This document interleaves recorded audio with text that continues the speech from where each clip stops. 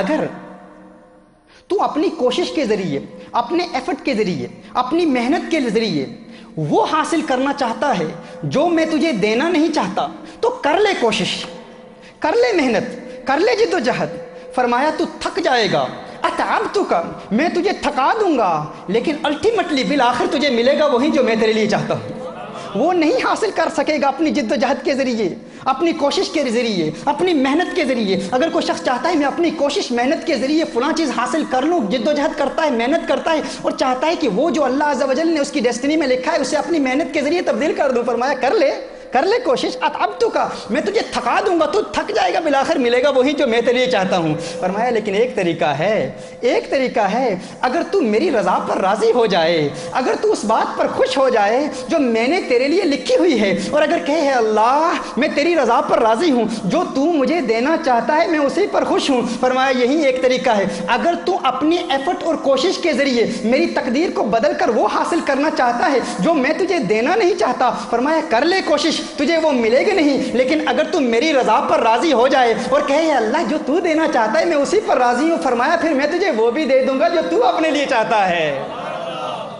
یہی ایک طریقہ ہے، یہی ایک اسلوب ہے، یہی ایک قانون ہے، یہی وہ نسخہ ہے۔ اگر اس پر ہم عمل کر لیں، کتنا پیارا نسخہ ہے، یہ ہمارے سارے نوجوان بھی اس کو سن لیں۔ اللہ سبحانہ و تعالیٰ says there is something that you want for yourself and there is something that I want to give to you. Allah says, O abd, O servant of mine, there is something that you desire, there is something that you want for yourself, and there is something that I want for you. Allah says, وَلَا يَكُونُ إِلَّا مَا أُرِيدُ, and nothing will happen but that what I have predestined for you. And ya abd, O servant of mine, if you try changing my destiny, and if you think with your own effort and your ambition you can change my destiny, you can change that what I have predestined for you, Allah says you will be exhausted, you will be tired. Ultimately, nothing will happen but that what I have predestined for you. But there is one way, if you are satisfied with the will of Allah subhanahu wa ta'ala, if you have this inner contentment and you say, oh Allah, I am happy with whatever you have predestined for me, and if you are satisfied with the will of Allah subhanahu wa ta'ala, with the taqdeer of Allah subhanahu wa ta'ala, this practice, this belief, this aqidah, this practice and this amal of yours, and this statement that, Ya Allah, I am pleased with whatever has been predestined for me by you, it pleases Allah subhanahu wa ta'ala so much that Allah says, then I will even give you what you desire for yourself.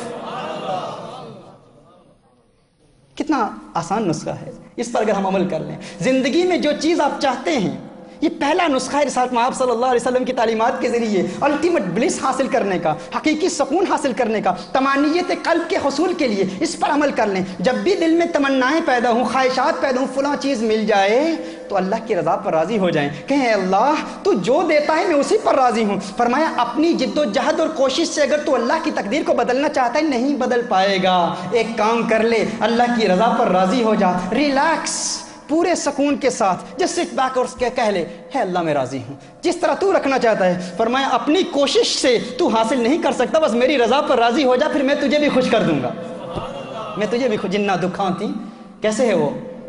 دل بر راضی سکھ انا تھی وارے، دکھ قبول محمد بخشا راضی ریون پیارے۔ یعنی جو دکھ اس کی جانب سے آئے اس دکھ میں خوشی تلاش کرو، اس میں خوشی تلاش کرو گے تو اللہ دیکھو پھر ان دکھوں کو سکھ میں کیسے بدل دیتا ہے۔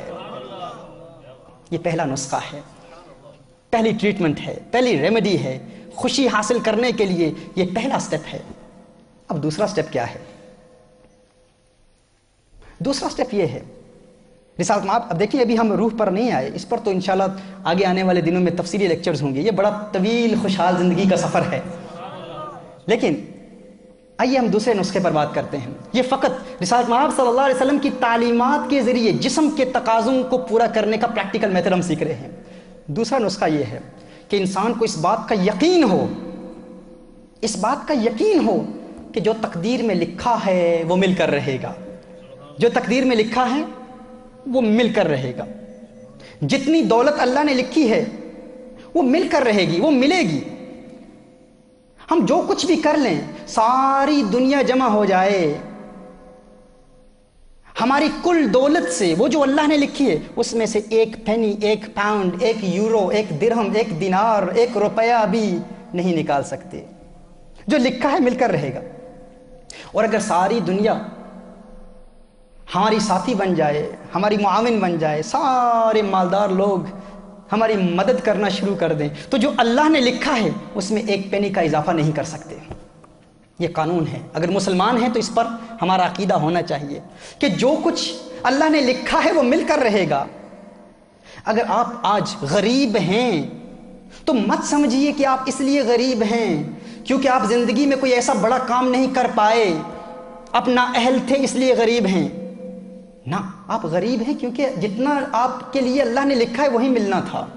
اگر کوئی ملٹی ملینئر ہے اور سمجھتا ہے کہ میں اپنی فہم اور فراست, ادراک اور شعور اور اپنے مناسب فیصلوں کی بنیاد پر میں ملینئر بن چکا ہوں, نہ, تو ملینئر ہے.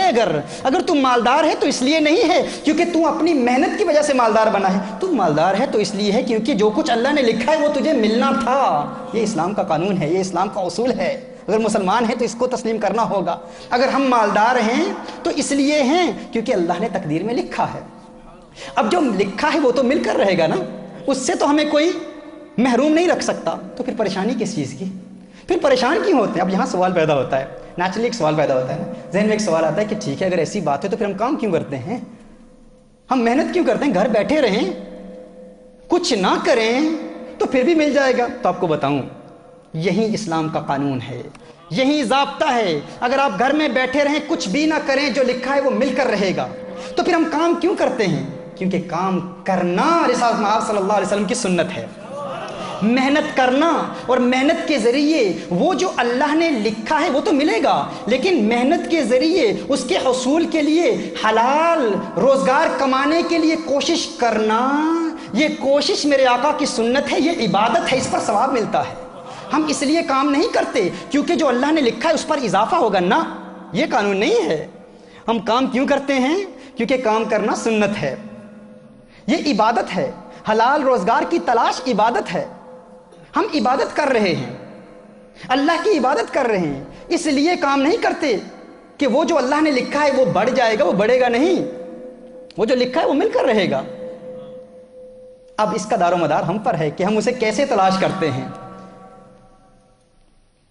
حلال ذریعوں سے تلاش کرتے ہیں یا حرام کے ذریعے تلاش کرتے ہیں, وہ تو ملے گا, الٹیمیٹلی وہ ملے گا جو اللہ نے لکھا ہے ہمارے لیے. تو جو ملے گا اس کے لیے پھر ہم گناہ کیوں کریں؟ اس کے حصول کے لیے حرام کاروبار میں کیوں ملوث ہوں؟ اللہ عز و جل نے جو لکھا ہے وہ مل کر رہے گا.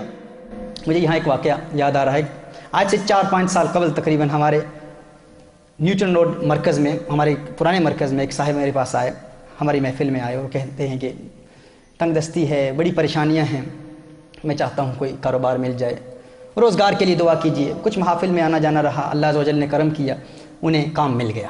میں نے ان سے میں نے پوچھا, میں نے سوال کیا کہ کیسا ہے روزگار, کیسے چل رہا ہے؟ تو انہوں نے کہا اللہ کے کرم سے الحمدللہ محافل کی برکت سے کام مل گیا ہے اور اچھا کام چل رہا ہے الحمدللہ, محفلوں میں آتا ہوں, اس کی برکت سے سب کچھ ہو رہا ہے. تو میں نے ان سے کہا کہ بتائیں تو عبادات کا سلسلہ کیسے ہے؟ کہا نہیں ایک مسئلہ ہے, وہاں پر جو میرا امپلائر ہے وہ مجھے نماز نہیں پڑھنے دیتا, عبادت نہیں کرنے دیتا. میں نے کہا اچھا عبادت نہیں کرنے دیتا, تو آپ کو تو کام چھوڑنا چاہیے پھر. میں نے کہا نہیں, ارے اتنی محفلوں میں آ کر اتنی مدت کے بعد, اتنی کوشش کے بعد, اتنی جد و جہد کے بعد, اتنی دعاؤں کے بعد آج کام ملا ہے اور آپ کہتے ہیں کہ نماز کے لیے کام چھوڑ دوں. میں نے کہا آپ کام کیوں کرتے ہیں؟ کہتے ہیں اس لیے کرتا ہوں تاکہ روزگار ملے, تاکہ دولت ملے, تاکہ اپنے گھر کے اخراجات چلا سکوں, گھر چلا سکوں. میں نے کہا نہ, کام کرنے کا مقصد یہ نہیں ہے, وہ تو ملنا ہی ہے. ہم کام فقط اس لیے کرتے ہیں کیونکہ کام کرنا سنت ہے, وہ جو اللہ نے لکھا ہے وہ تو مل کر رہے گا.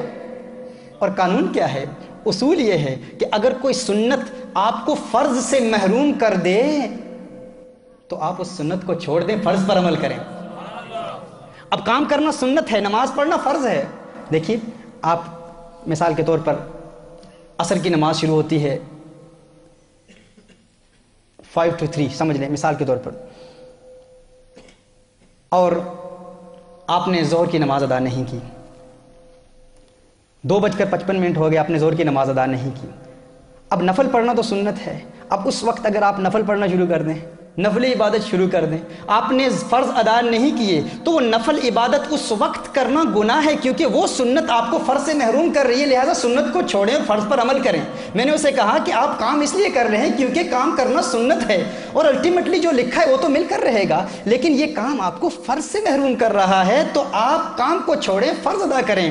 اس اللہ کے بندے نے اس پر عمل کیا, دعا کیجیے اللہ عز و جل مجھے بھی اس کا یقین دے دے جتنا یقین اللہ عز و جل نے اسے دیا تھا. اس نے اس پر عمل کیا. کچھ عرصے کے بعد مجھے ملا, میں نے کہا کیا کیا, کام کا کیا ہوا؟ کہا چھوڑ دیا. میں نے کہا روزگار کیسے چل رہا ہے؟ کہا اللہ کے کرم سے ایک ٹیکسی بیس کا خود مالک ہوں, ابھی خود مالک ہوں.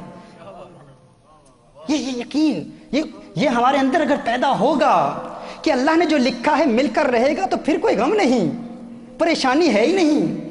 بڑے سے بڑا نقصان ہو جائے پرواہ نہیں. بھائی کیوں پریشان ہو رہے ہو؟ جو اللہ نے لکھا ہے وہ مل کر رہے گا. تو یہ دوسرا نسخہ تھا, دوسری تعلیم تھی. پہلی تعلیم کیا تھی؟ پہلا قانون کیا تھا کہ انسان کس بات کا یقین کر لے کہ میں اللہ کی رضا پر راضی رہوں گا. اور دوسری بات کیا؟ تعلیمات مصطفیٰ صلی اللہ علیہ وسلم کے ذریعے قلبی سکون حاصل کرنے کا طریقہ کیا ہے؟ انسان یہ یقین کر لے جو لکھا ہے وہ مل کر رہے گا. اور ہم کام کیوں کرتے ہیں, محنت کیوں کرتے ہیں؟ کیونکہ محنت کرنا رسالت مآب صلی اللہ علیہ وآلہ وسلم کی سنت ہے. محترم احبہ, انشاءاللہ ہماری یہ پہلی نشست ابھی مکمل ہوتی ہے, اور اس نشست کے فوراً بعد دوسری نشست انشاءاللہ تعالی جس میں ہم مزید آپ کو یہ میتھڈز بتائیں گے, اور انشاءاللہ تعالی تفصیلی کلام کریں گے رسالت مآب صلی اللہ علیہ وسلم کی تعلیمات کے حوالے سے کہ انسان خوشحال زندگی کیسے گزارتا ہے. اور پھر اس طرح رسالت مآب صلی اللہ علیہ وسلم کی تعلیمات کے ذریعے من عامل صالحا پر عمل کریں گے. اور پھر آنے والے لیکچرز میں ہم حضور اکرم صلی اللہ علیہ وسلم کے پیار کے ذریعے وَهُوَ مُؤْمِنٌ پر عمل کریں گے. اور فَلَنُحْيِيَنَّهُ حَيَاةً طَيِّبَةً کا مصداق بنیں گے. اللہ عز و جل ہمیں ایک حیات طیبہ دے گا, ایک خوشگوار زندگی دے گا, لیکن اس پر عمل کرنے کا ارادہ کر لیں. آج کی اس بزم کا ورد آپ لکھ لیجئے, چونکہ سفر شریف کا مہینہ ہے. اس مہینے کے لیے آج کا ورد, اور یہ ٹی وی پر بھی سفر میں ہی یہ پروگرام نشر کیا جائے گا.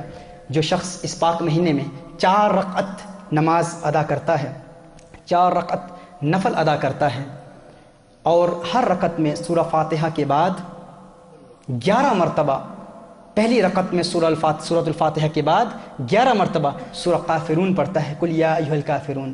دوسری رکعت میں سورہ فاتحہ کے بعد سورہ اخلاص پڑھتا ہے, قل ھو اللہ احد 11 مرتبہ. تیسری رکعت میں سورہ فاتحہ کے بعد 11 مرتبہ سورۃ الفلق پڑھتا ہے, قل اعوذ برب الفلق. اور چوتھی رکعت میں سورہ فاتحہ کے بعد قل اعوذ برب الناس پڑھتا ہے 11 مرتبہ. اور اس کے بعد پھر سبحان اللہ العلی العظیم, سبحان اللہ العلی العظیم, یہ آیت 70 مرتبہ پڑھتا ہے. اور پھر ایاک نعبد و ایاک نستعین 70 مرتبہ پڑھتا ہے. اس پر عمل کر لیتا ہے تو پورا سال, آنے والا سال, اللہ عز و جل ہر مصیبت, ہر بلا اور آفت سے اسے بچا لیتا ہے. اس پر عمل کر لیں انشاءاللہ. یہ احبہ نوٹس لے رہے ہیں, اور بزم کے بعد بھی انشاءاللہ آپ یہ ان سے نوٹس لے لیں. انشاءاللہ تعالیٰ اس نشست کا سلسلہ جاری رہے گا. اس حوالے سے اگر آپ کے کچھ کویسچنز ہوں, فیڈ بیک کے لیے ٹی وی کی اسکرین کے نیچے چیئرمین کیو ٹی وی کا ای میل ایڈریس آپ کو مل جائے گا.